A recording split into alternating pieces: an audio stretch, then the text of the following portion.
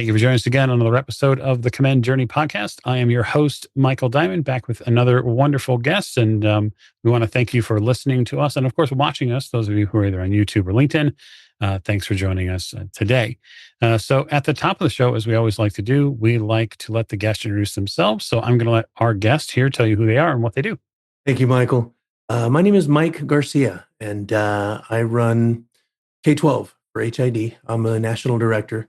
And I guess in short, I travel around the United States talking with school districts, big and small, far and wide, about school safety, the different components of school safety, assist them in things like assessments and information from the Partner Alliance for Safer Schools.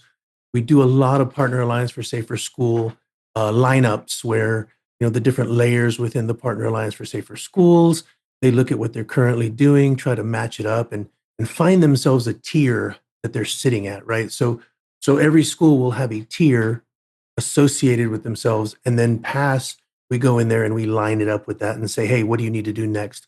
What's the next step? What do you currently have as far as investments in safety and security? And then how can we help you get to the next tier? Oh, okay. Yeah, great. No, it sounds like a really in-depth work. I wonder, Mike, if you could give us an idea of sort of with HID or where you started in the industry and how you got into this role. Sure. It was an interesting journey. I was in cybersecurity to begin with, and cybersecurity for the government. We did, most of the major large administrative agencies, the big enclaves in Mhm. cyber. And that's where I learned about risk, right? Threats, your vulnerabilities, the assets you're protecting, and figuring out how to assess, mitigate, and then manage risk, right? And so that prepared me for what we're doing today, and it's actually preparing me for where we're going in the future because schools are Mm. still not at that level, right? Schools are still not managing their risk. They're assessing it, they're trying to mitigate it, trying to get the funds in to do that, but we have to get to where we manage it. And so my background is in cyber, and then after Columbine, we quickly understood that we some things went on in in my company where we were actually able to sell the company, and I was actually going to stay or go. Mm. Well, it was go because of Columbine, because of Virginia Tech, and it was right in the middle. So I actually said to myself, I said, listen, the United States government, they're doing fine. They set the standards and the rules for safety and security. They have, NIST and different things they can point at, Mhm. OMB to fund them. Schools don't have that. Right?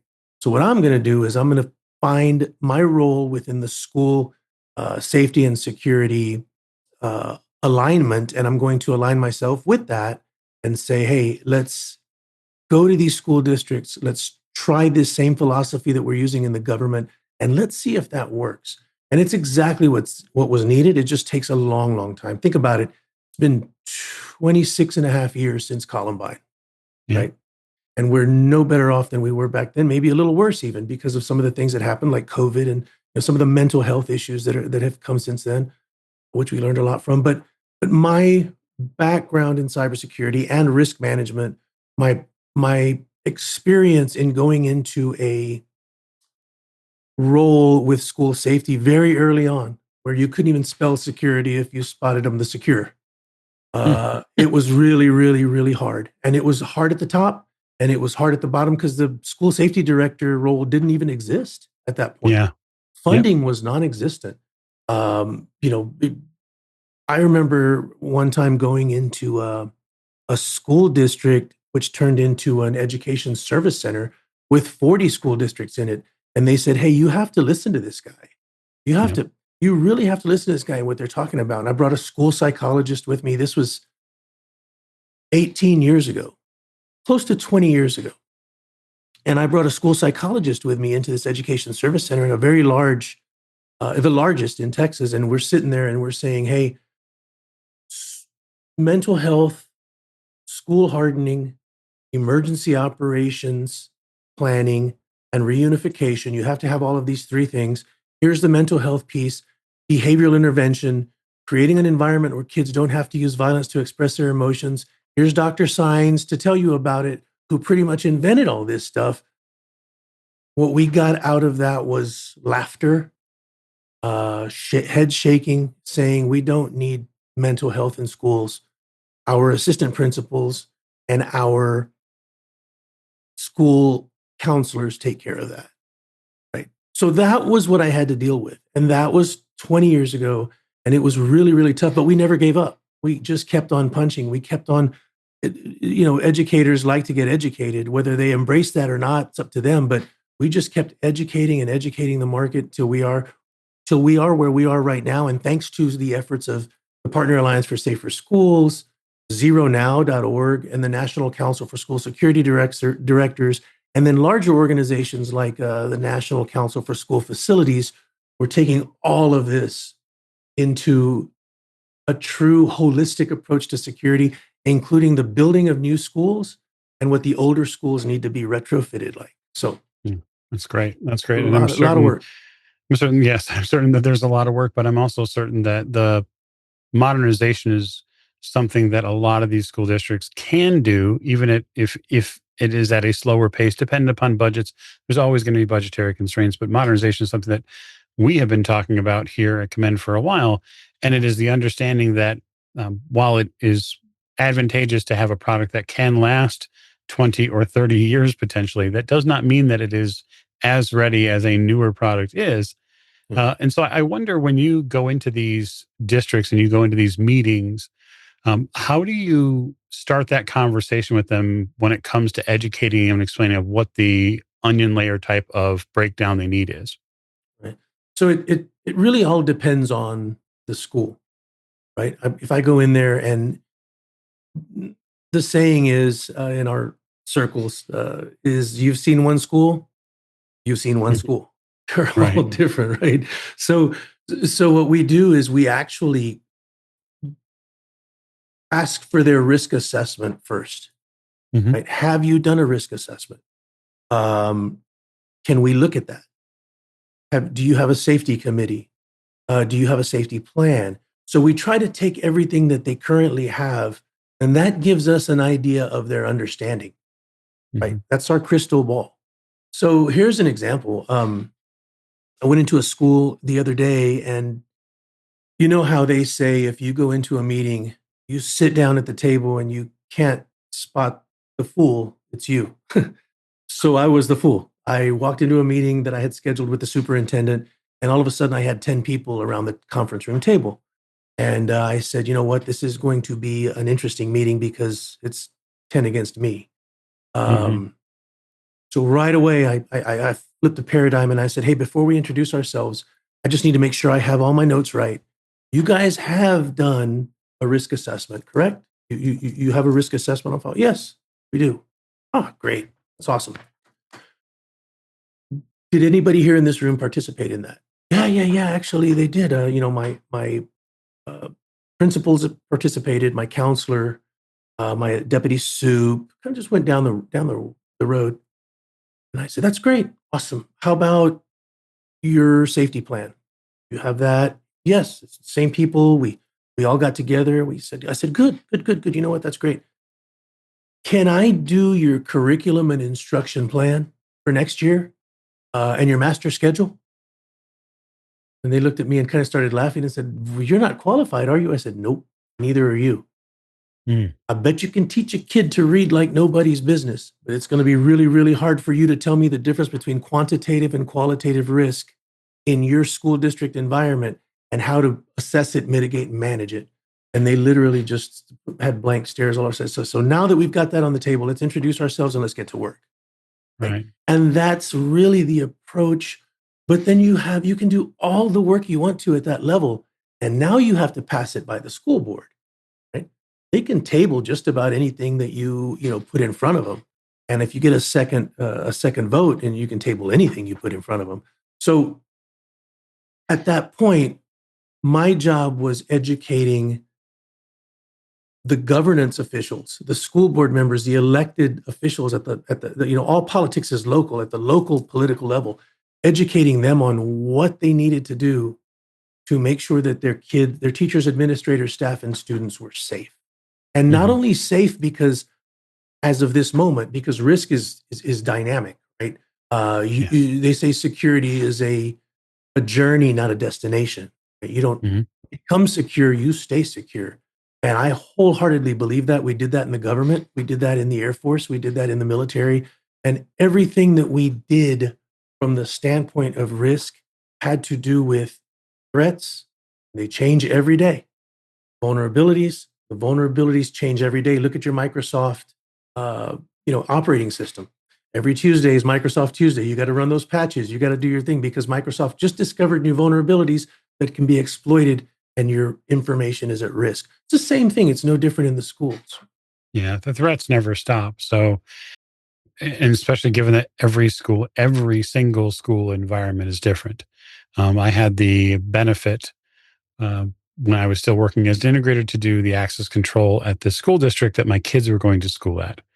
And so there was an advantageous position there. I could actually see what they were putting in and I could know, yeah, okay, the building is a little bit more safe.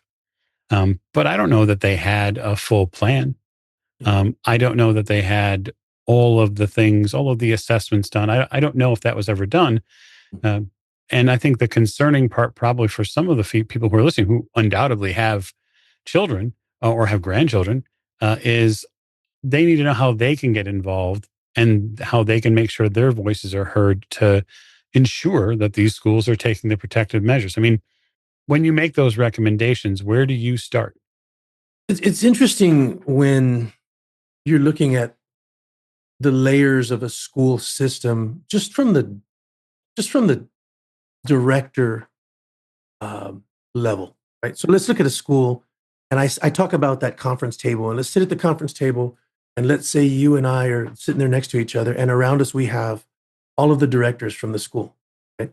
You've got the transportation director, the athletic director, the band director, the facilities director, the IT director, and so forth and so on.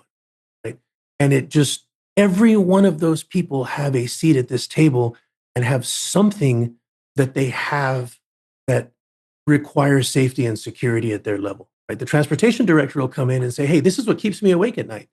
Right? You think they took prayer out of schools? You should see the principal in the morning praying when those buses go out that they come back safely. Right? Right. And that's his job, his or her job. And the transportation director doesn't really work in that campus security spectrum many times because they're over here separate and they don't think about them so much as they do. How do you secure a football game? How do you secure a track meet? How do you secure Special Olympics? So it's kind of out here on the side. I've had people actually tell me, "Hey, we're done with the campus. We're done with the building. We're really, really excited. Um, Now we're off to something different." I said, "Okay, well, what about your traveling classroom, your school bus?" Right? You've got 30 kids, and it's just a recipe for bullying and a recipe for all kinds of mayhem because you have 10th graders with 8th graders and 5th graders all on the same bus. And Right. there's somebody driving the bus who, God bless him, is probably a paraprofessional and trained to get these precious assets from point A to point B safely and back, right? Not how to de-escalate a violent situation on the bus, not how to if somebody does have a weapon on the bus, how to understand that situation and where that doesn't happen. And you don't have SROs on the bus. You do have some video systems that usually are hot swap that when you get into the transportation the bus barn, you pull it out and go in and download it or upload it in some cases. It's not real time. It's not dynamic. It's not part of that same ecosystem that we use in the school. So that's how I approach it. I look at everybody and every director in that school, and then I look at the layers that they're involved in, and I try to figure out what can I say or do or inject security and safety wise into this organization, into this school district that will help everybody here at this table do Mm. their job, do their job safely, understand safety and security. Because until you do that, do you have the climate and the culture of safety and security, right? If we're at a school district and let's say it's the Bulldogs and the Bulldogs is the mascot, well, Michael, you and I are Bulldogs. And if somebody's Right. picking on you, you're a Bulldog. I'm a Bulldog. Let's get together. We're all here for the same reason. We all love this school. We all love the teachers. We all love the administrators. They treat us right. We love the food in the cafeteria. Let's make this work for everybody. And it's that, love thy neighbor type attitude and climate and culture that allows you to have mental detectors instead of metal detectors and not That's look interesting. like a prison. And you Mm. say, hey, let's take an example of the school nurse. The school nurse, since COVID, the role of the school nurse has changed dramatically. Um, no more are they thermometers and band-aids and hot, hot uh, patches. They're now part of the Safe and Healthy Schools program, right? Healthcare, mental health is health, and healthcare is healthcare. And the school nurse's office is almost a safe haven for children in crisis. Right? I've Yep. noticed that. I've recognized it, and I've camped out at the nurse's office. Bought them donuts and lunch in the morning just to see how this situation works itself out. And I've been in there when a young boy walks in, I would say freshman, sophomore, uh, cuts on his arm and tells the school nurse, "Hey, nurse, I fell off my bike and I fell into some glass. I don't want it to get infected. Can you tape this up for me?" So the Yep. nurse goes in there, and the nurses have healing hands, but they have healing words too. And so they're like, "Hey, Timmy, I love your shoes. Those are really cool. Oh, yeah, my aunt got them for me. I live with my aunt. She bought these for me. She bought me this shirt too. Oh, man, that's really nice." You can see where Timmy's Timmy changes, right? His emotions change when he walks in there into that safe haven. He feels safe, he feels comfortable.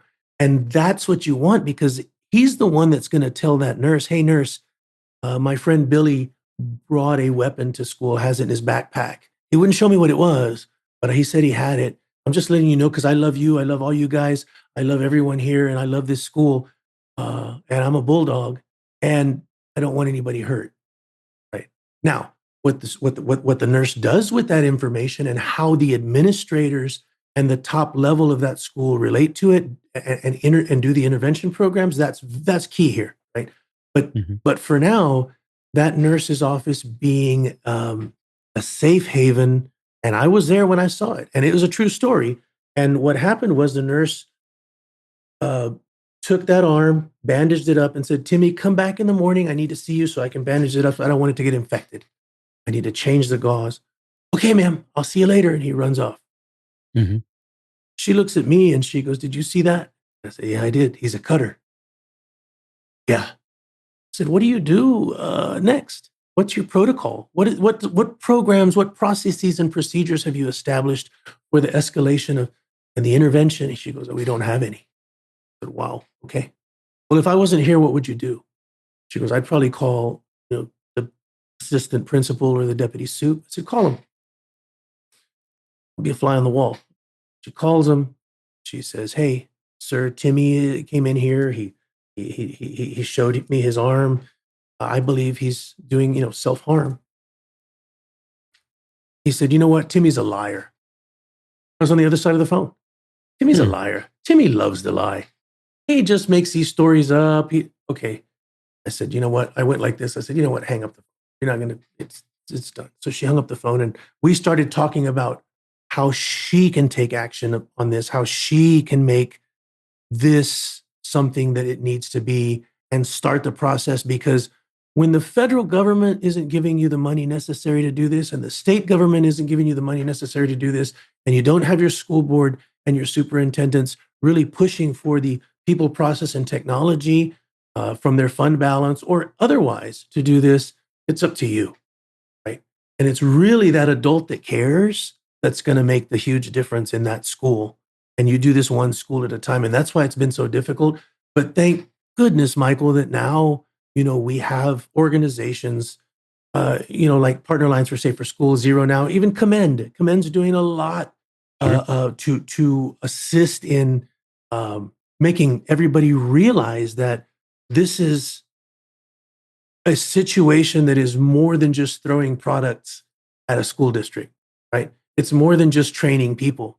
It's more than just saying, "Hey, I'm going to do some behavioral threat assessments, and I want to do some, threat, external threats on the websites and on social media, and I want to have some. No, it's not. It's not one. It's not a point solution or a point uh, uh, technology. It is a complete holistic approach. It is risk management at the highest levels. And it is probably the most important thing that any of us here that are listening to this podcast can do, because we can make a difference. And you ask how? And you said it earlier. Go to your school board meetings, attend your school board meetings, your local school board meetings, your regional school board meetings, and attend with a mission, with a purpose. Mhm. If nothing's getting done, then run for school board. And if you are a security professional and you go to ISC West and you go to ASIS, you go to GSX, you should be running for school board regardless, because they need you, right? You have Right. welders, you have mechanics, you have physicians, you have attorneys, you have a cross section of society on that school board. And very, very few of them are safety professionals. Yeah, that's very true. Most of them are probably simply concerned parents first, which that's not to downplay that say the security professionals are not concerned parents, but I think a lot of times it's easy as a security professional to sort of pretend to be the ego in the room, and that your viewpoint is so high that you could potentially lose a little perspective. So I wonder then, when you talk to them about all of the refinements and all of the things that they can do, what part does technology play when you have these conversations? It's funny because historically, if you look at the way that schools have purchased technology, it's been through low bid, right? Hmm. You go out to RFP, low bid is low bid, it wins. And then what they get it's changed a little bit now, but was a truck coming in, unloading a bunch of stuff on the back, on the back shipping yard, shipping door, and leaving. Hmm. Bye. You want to pay for support? That's separate from the RFP. Warranty, yeah, good luck, right? So that's what schools are used to, and it's really, really sad, because when you're talking about a technology product where there's very little margin for error because you're dealing with human lives, it changes the whole threatscape. It changes the paradigm of what you're doing and how you're doing it. And so I believe that when you look at school products and you're saying, "Hey, look," and I use this analogy because it's kind of true. The dog just caught the car, Right. right? This dog's been chasing that car for years, if not decades. Finally caught the car. What's the dog going to do with that car, right? What are you going to do with it? And schools now are getting money. They're getting money from the federal government. They're making the biggest tranche of money that a school will get for safety and security so that they can do make district wide changes is a bond. Right? Everybody talks grants, grant funding. No, the bonds are hundreds of millions of dollars. Some are billions of dollars. Houston ISD just failed one for $4 billion. Dallas ISD passed one for $2 billion. It's a lot of money. Yeah. And when that happens, you have to be able to say, all right, what does a school traditionally do when they get that amount of money, and what's it for? Well, you have to back up, because it all starts back again with the school board. The school board says, hey, we have too many portables.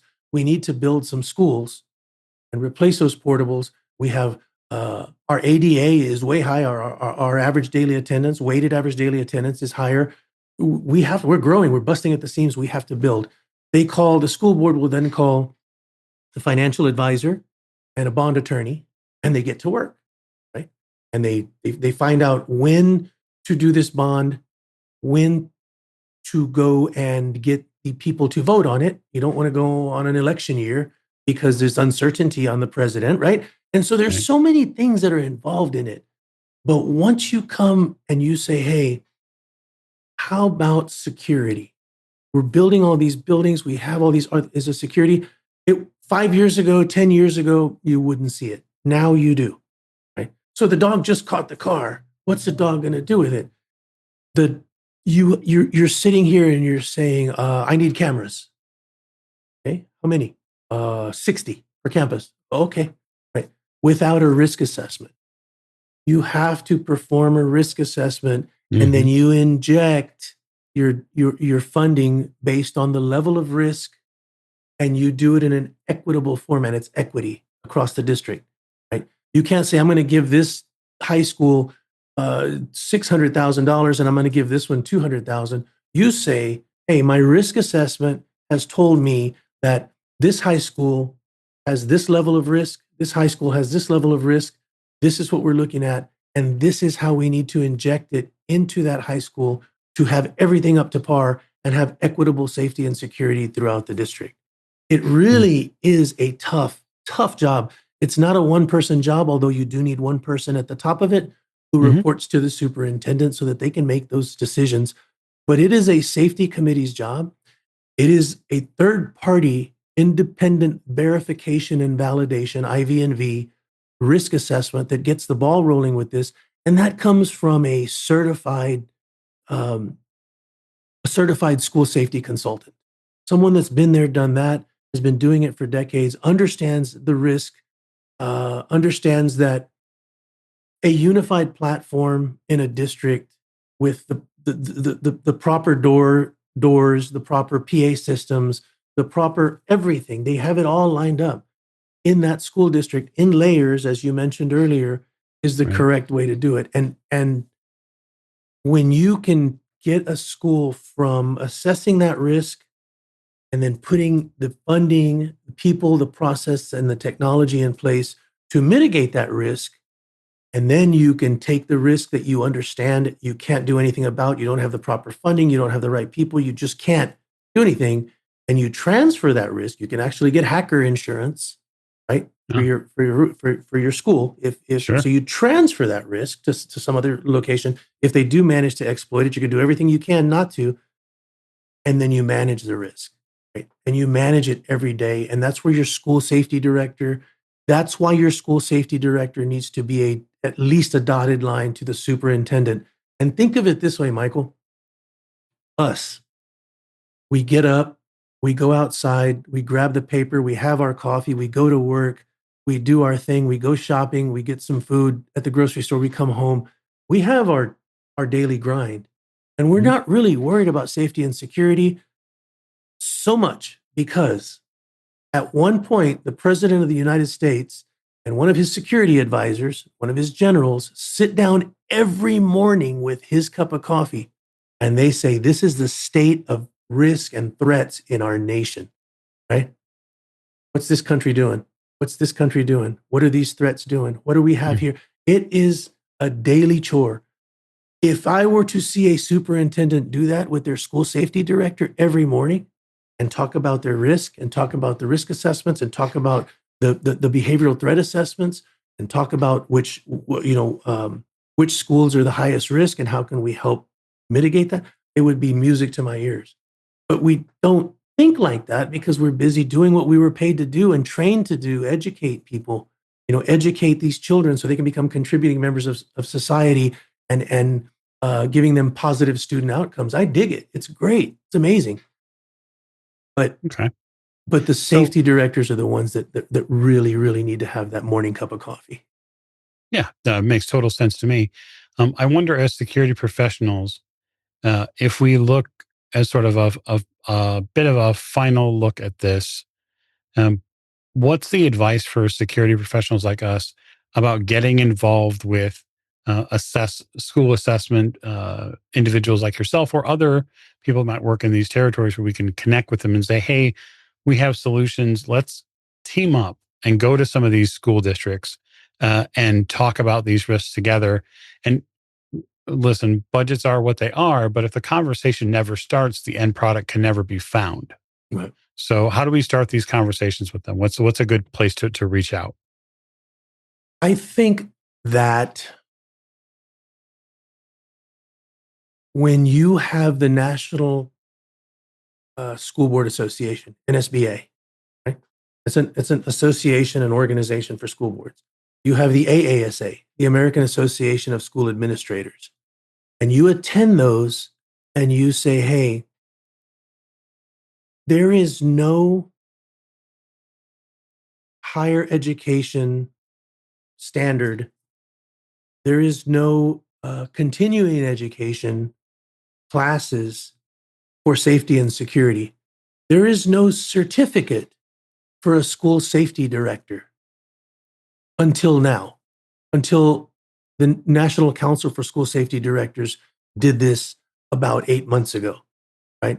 Guy Blisner, myself, a whole group of people together with the National Council of School Security Directors have put a certificate in front of the school safety directors that allows them, empowers them, provisions them, brings them into an organization where they can share ideas and communicate with other school safety professionals. Why? I'll go and I will present to a room full of 100, 200 school safety directors. I will ask them, how many of you are going to ISC West next week? I'll maybe get 2 hands. I'll say, how many of you are going to GSX next month? What's GSX? We don't know what it is, Right. right? And I'll say, how many of you are CISSPs, CSSPs, PSPs? What is that? Right? We have to get these two worlds together. And that's what I would tell them to do. Get outside of your school safety zone and go into the Security Industry Association, right? Look at SIA. Go into ISC. Go to ISC West. Go walk around. Go talk to some people. Get involved in the security community. Because when I go to ISC West and I ask them, how many of you are going to site, or how many of you are going to AASA this year? Your schools, your security and safety professionals in the corporate world that are at ISC West are like, what's that? Right? So Right. there's these two worlds, and we have to bring them together. We have to say, hey, all of these schools are at ISC West. They're going to look at the latest and the greatest technologies, the biometrics, the things that make the child, when he does go on the bus, we know he's on the bus because there's a biometric scanner right there. The things that replace human efforts with technology and technical advances, proven technical advances. And then I would tell them this. There's a paper out there, National Council of School Facilities has sponsored it, and it is a concept paper, and it says something about doors and PA systems and access control being foundational security products in schools, right? Access control, video surveillance, alarm management, the PA systems in the schools, the foundational components of a school district that every school district should have. Right? And think Lego, think like a Lego set. Yeah. Everything that goes on top of that platform should communicate with each other, right?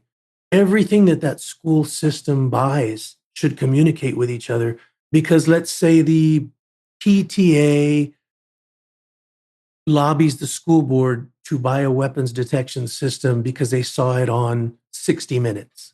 Okay. School district, the school board member comes to the superintendent. The superintendent says, hey, school safety director, look into this. Right?